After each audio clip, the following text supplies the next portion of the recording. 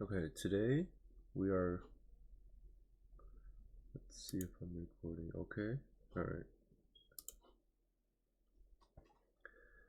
Okay, today we are going to discuss a sensitive yet crucial topic about rape culture. Please be aware that some content might be disturbing. Alright. Rape culture is a increasingly recognized, partly due to movements like Me Too. It affects our understanding of consent and sexual violence.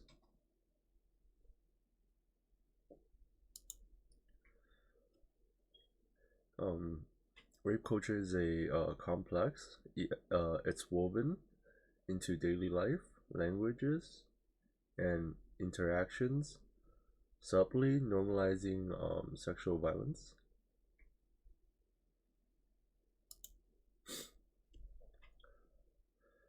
In this slide, we'll talk about Elizabeth Smart's testimony. Um, we probably have seen this video in our course material. Elizabeth Smart's story from her abduction to becoming a child safety advocate illustrates personal resilience and the broader impact of sexual violence.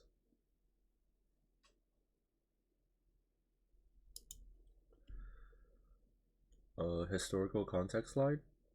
Historical perspectives on rape culture shows how past attitudes and practices have shaped modern views and behavior. This image I came across, it was all random when I was doing the research.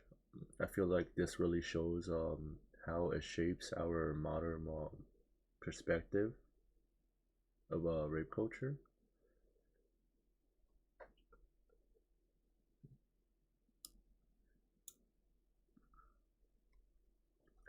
Media representation. Um, this image was also taken during my research. It talks about three separate cases of different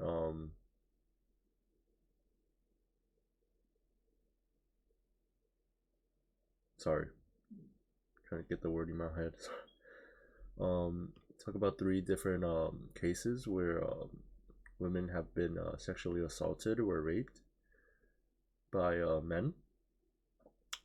Um, in all three of these cases, the reporters from CNN seems to give sympathy for the rapists themselves instead of the women who was victims.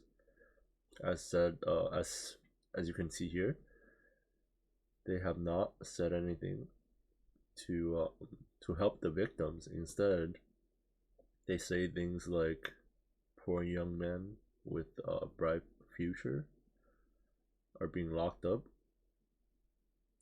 which I find personally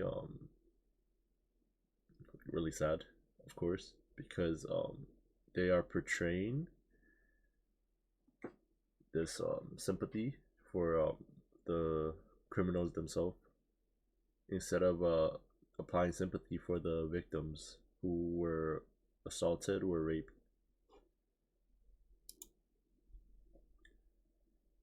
Uh, Rape culture influences societal norms and practices, public protests, and movements for consent of victim, right, are key examples. Here's are some examples. As you can see, my clothes are not my consent, right? And teach him not to rape. I feel like these signs are everywhere because it shows how the public have in, mm, have often faced these types of situations because the victims, they they could wear whatever they want, of course. However, these rapists feels like the need that how someone wear is to show other people, which is not really true. If for example, if someone's a woman is wearing a dress, that doesn't mean you can stare at it or touch, of course.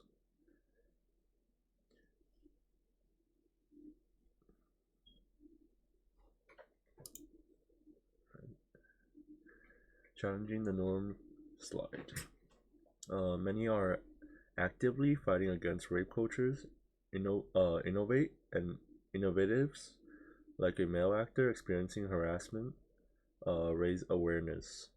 So in this slide, this is also from our course material, which was about the male actor dressing like a woman.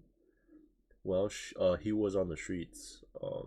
He was bothered by many men who was in the country, and the actor didn't feel comfortable at all due to how he was approached by the men. The role of education. In this slide, I like to address about how Disney movies are affecting these kids. You know, education they play a critical role in changing perspectives and behaviors related to rape culture. And I feel like Disney movies they really impact kids while they're young because they're widely like shown to kids. Conclusion and reflection. Education. Oh, I mean, sorry.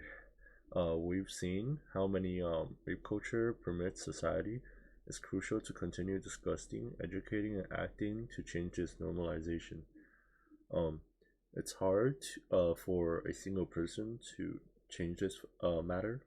However, if everyone is widely educated in this topic, I feel like we can make a change in this world on this topic too.